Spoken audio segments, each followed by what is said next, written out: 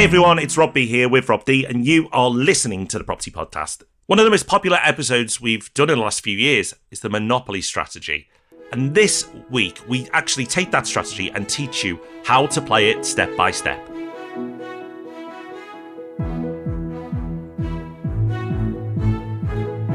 Welcome to the Property Podcast. Thank you for joining us. In case you don't know, we own a company that buys more than £100 million worth of property for our clients every year. You can find out about that at propertyhub.net/invest. And we, of course, have our own portfolios as well. Those portfolios have evolved over time, but not always in the way that they should have done. So today, from our experience, with the benefit of hindsight, we're going to map out what we consider to be the ideal property strategy. And wherever you are, whether you've got a big portfolio already or you're still thinking about buying your first, it's going to be so valuable for you to have this information and have this all mapped out in your mind. So do stick around. Let's get into our news story for this week. And if you're feeling a bit overwhelmed by all the choices being thrown your way when you're coming to look at mortgages at the moment, well, that is because, according to Money Facts, there are more buy-to-let mortgage products available than ever before. There are 3,560 deals to choose from, Rob. And that is quite something, because it was a couple of years ago, after the mini budget and all that, when there's a real drop-off in the number of products. But now, the fact that there are more than ever before, okay, maybe the rates aren't what you'd ideally like them to be, but choice is good, and it suggests that lenders are enthusiastic. They are. This is the record, since they started recording this in 2011, this is the record amount of products that we've seen, which is it's fantastic. Because choice is great, Rob, but choice also brings competition.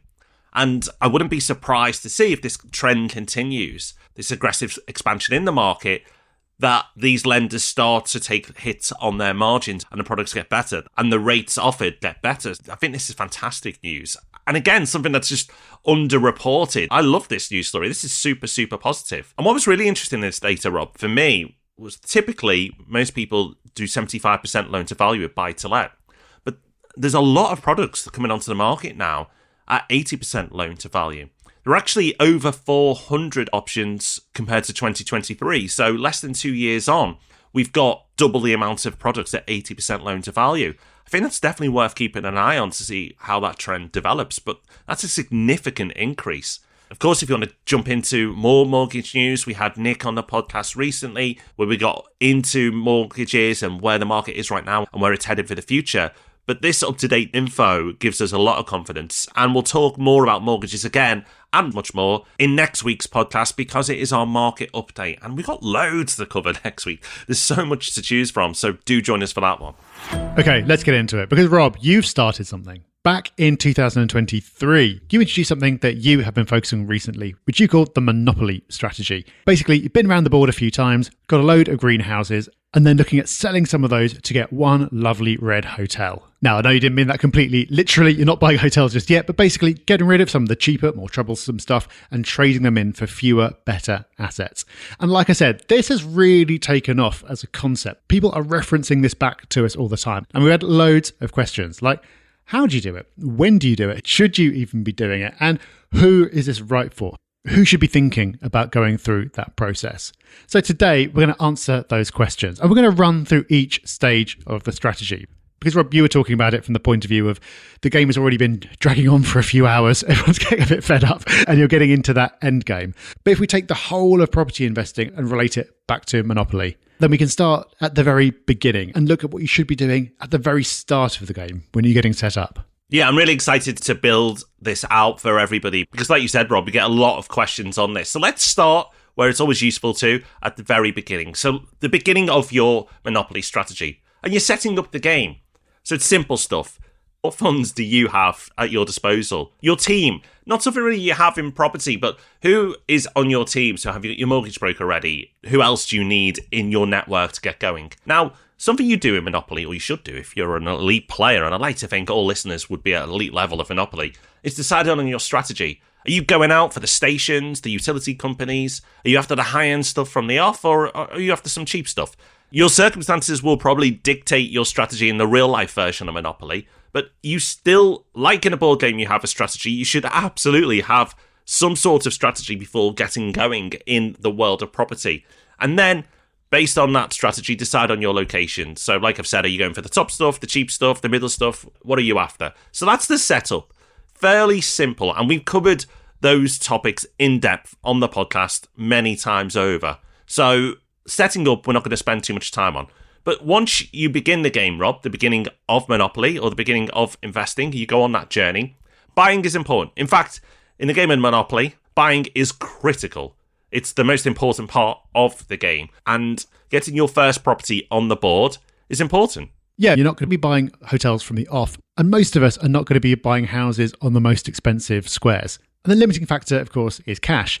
Now, some people do have more options. We have clients coming into Property Hub Invest who may have sold a business or just have been earning really well for a long time, and they've got a substantial pot of cash.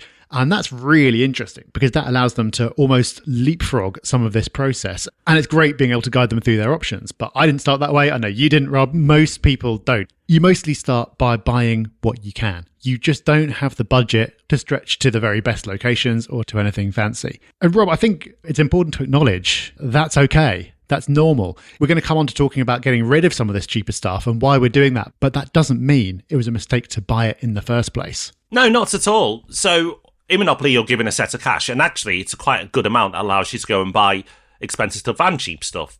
Now, Rob, you've rightly said there's lots of people we work with that go straight to buying the purple stuff, the Park Lane, the Mayfair. But a lot of people, and us included, start at the lower end. And for me, I absolutely started with the brown properties, the old Kent Road type of property. So today, we talk a lot about buying good stuff that's hands off. And if you're in that position to leapfrog to that point, then great, you absolutely should. But if you are in a position where you can only afford one property, and a cheap property at that, then in most cases you should get going. I say most cases because if you're able to put cash aside quickly, and if you wait 6 months, 9 months, and by waiting another 6-9 months it would allow you to buy a more premium type property, then for the sake of a few months, hold off. But if it's going to take you another 4 years of saving before you can get your next one, then absolutely go and buy a property on a brown street or a light blue street in Monopoly terms. A cheap property, basically. Go and get one, because if it's going to be a good few years before your next one, it's okay. You'll look back at it and after you've built your empire and go, why on earth did I buy that cheapie? But that's okay. Buying the cheapie taught you a lot. Buying the cheap one will give you the lessons, the real life experience. This podcast hopefully is very useful, but I tell you what will teach you more, doing it. Doing the real stuff will teach you way more than we could ever teach you. So getting your first property, people land on your square and paying you rent is a big step. Don't wait years and years because you've heard Rob and I talk about the premium properties. Getting started is the most important thing. It definitely is.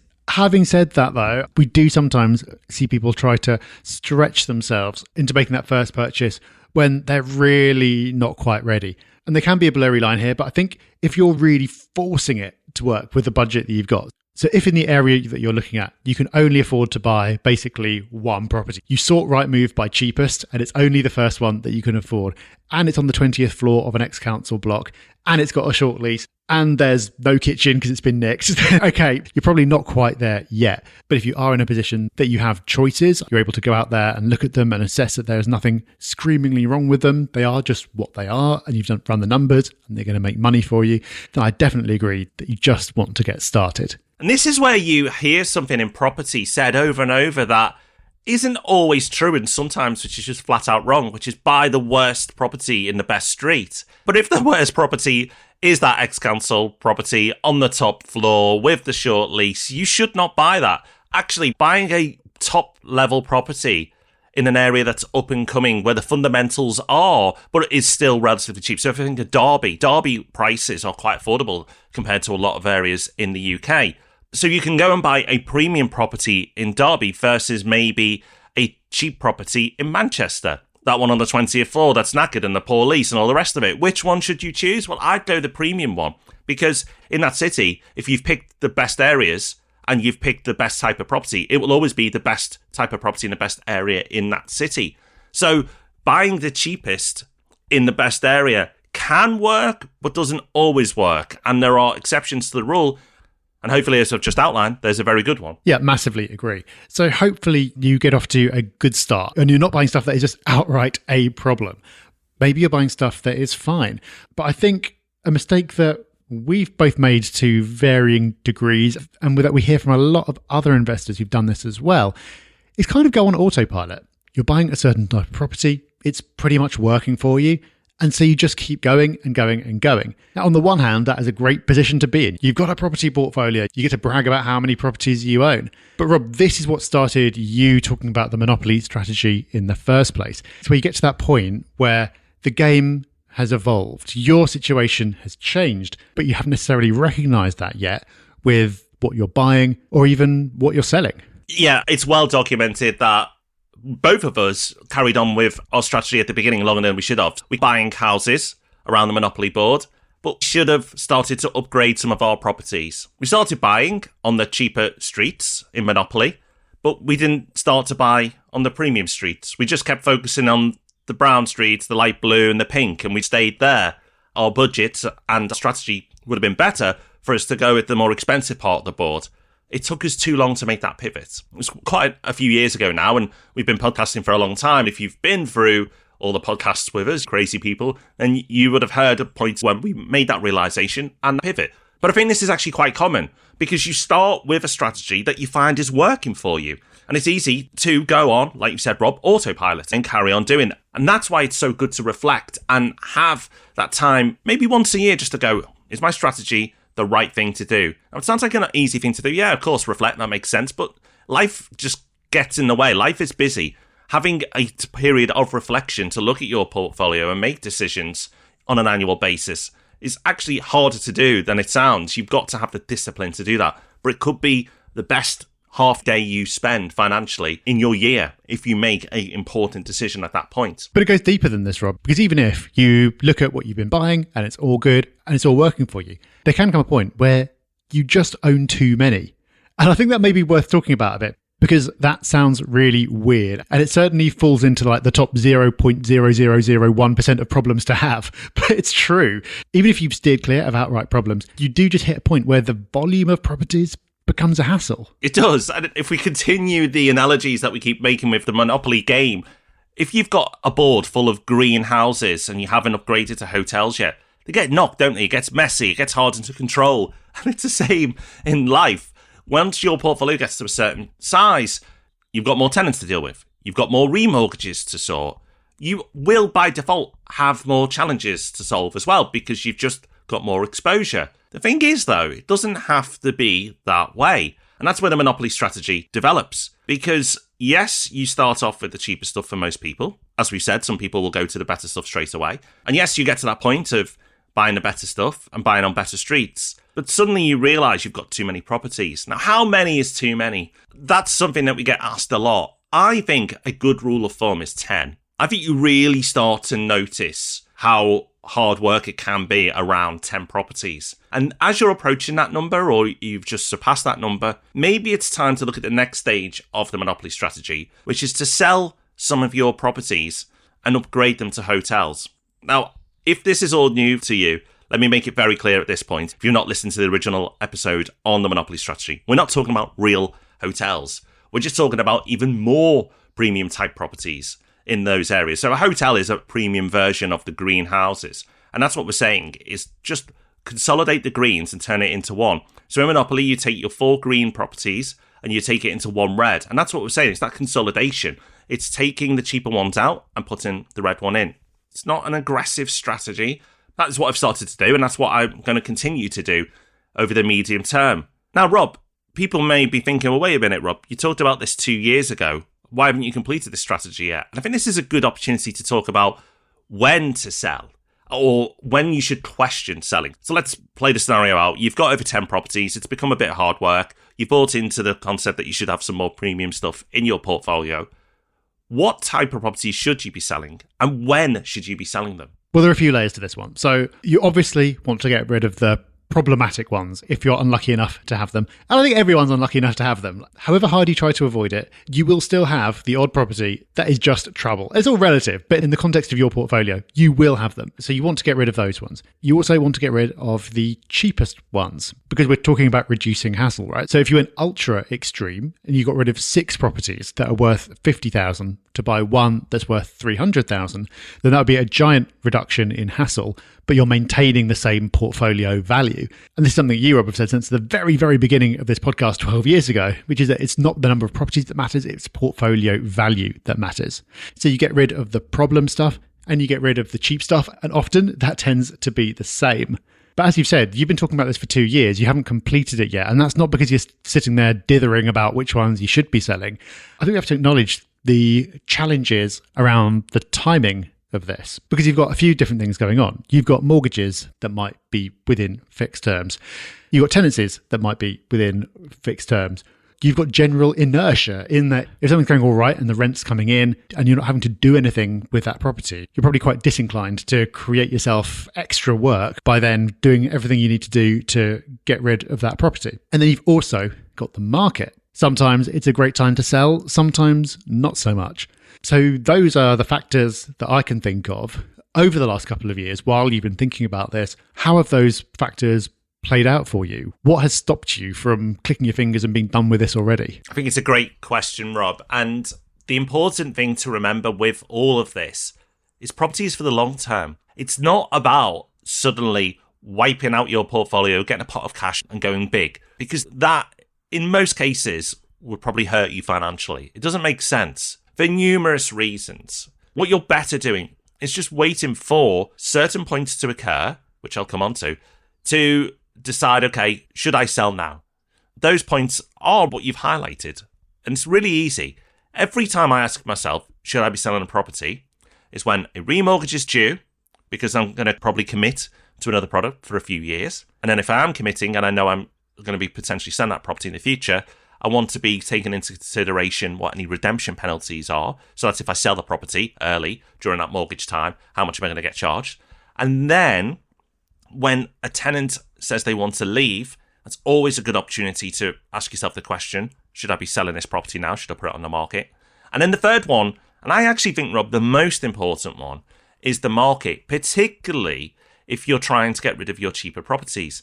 Now, my regret, I suppose, is that I didn't start more aggressive with this strategy when I first talked about it. Because when we first talked about this 2 years ago, we were coming off the end of a mini boom, the COVID mini boom, where property prices on average jumped around double digits in a very short space of time. We went into a very mini boom. It was short-lived, but it was a mini boom. And during that period, what's really interesting is the cheaper properties in my portfolio didn't grow by the average. They grew significantly more by the average. So the properties that were worth, say, 120, within a few months were suddenly worth 140. And that's what you will see in the property market. And we've seen this before. This is not a recent phenomenon. When there's a boom, the cheaper properties tend to boom in percentage terms a lot more.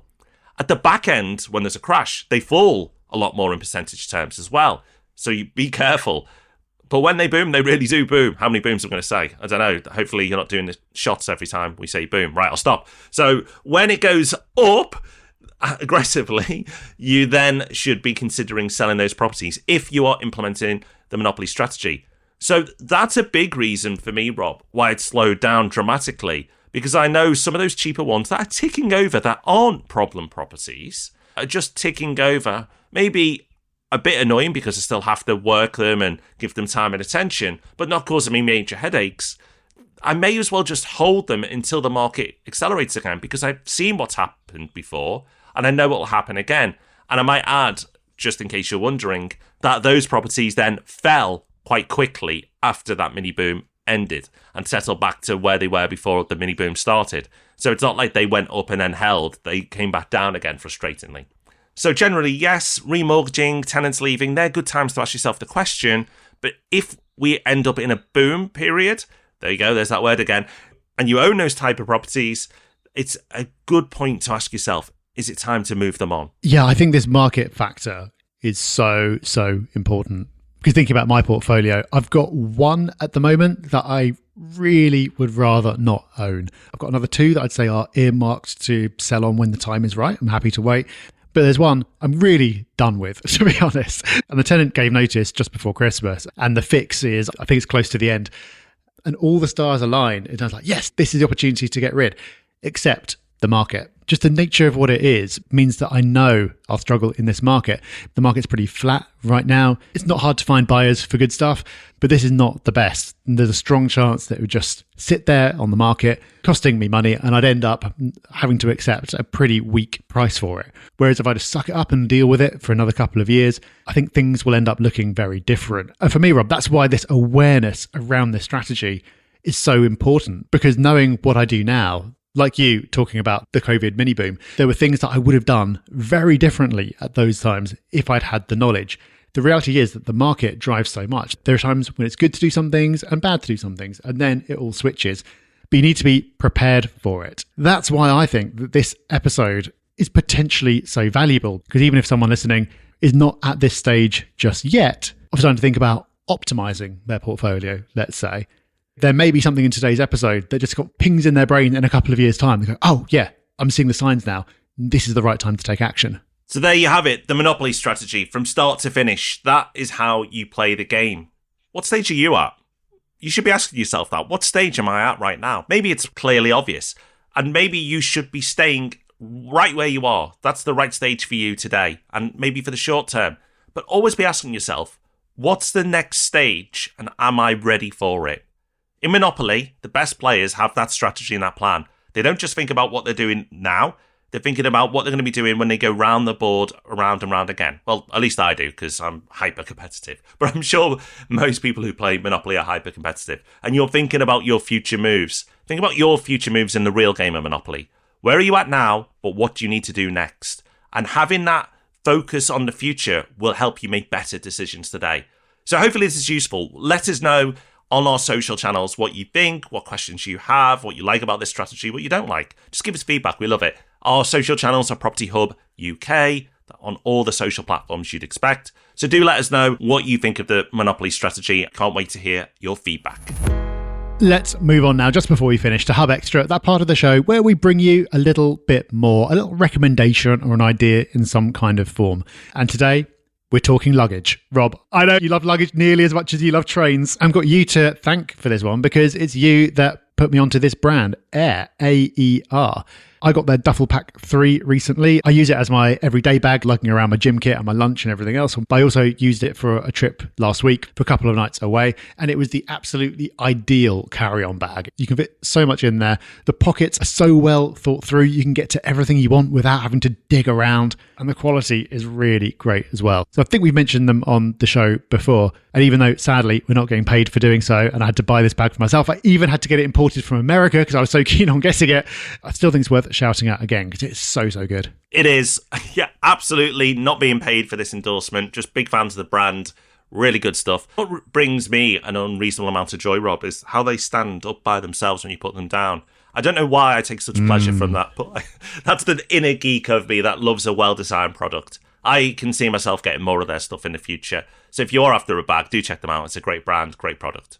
Okay, well, that is us done for this week. I hope you found something useful in here that's going to make you, over time, a better property investor. Because that's why we do it, and that's why we're going to come back next week to do it all again. So we'll see you back here next week on the Property Podcast. Until then, have a great week. Bye-bye. Bye-bye.